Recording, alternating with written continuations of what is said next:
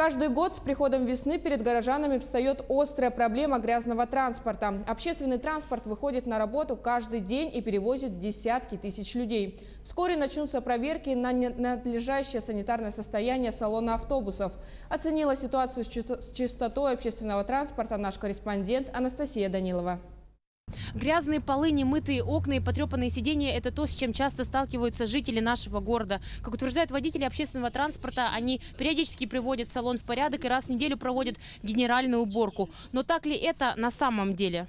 Подметать полы, убирать пыль и мелкий мусор, согласно регламенту, все это обязанность водителя-перевозчика. Согласно санитарным нормам, автобус должны протирать после каждого рейса. Но не все придерживаются этого распорядка. Где-то раз в неделю проводим капитальную уборку автобуса, салона. Каждые 3 дня мы проводим сухую уборку и раз в неделю влажную уборку проводим салона. Проверки часто бывают, где-то 2 раза в неделю.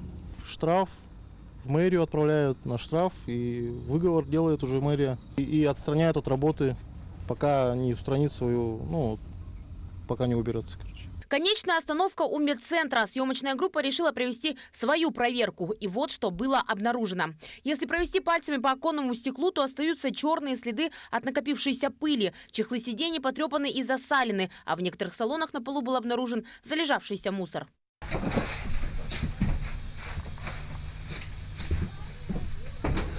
А вот как оценивают состояние салонов автобусов сами пассажиры. Хотелось бы, конечно, чтобы лучше было, но... Видать, то, что есть, то имеем, то имеем. Но я не видела сильно грязные автобусы.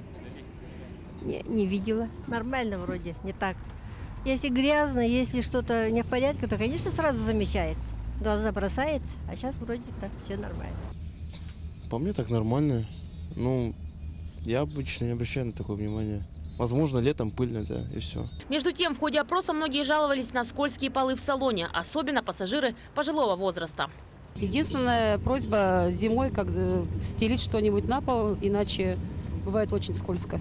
Я хочу желать, чтобы коврики были, как зайдешь. Ковриков нет, очень скользко.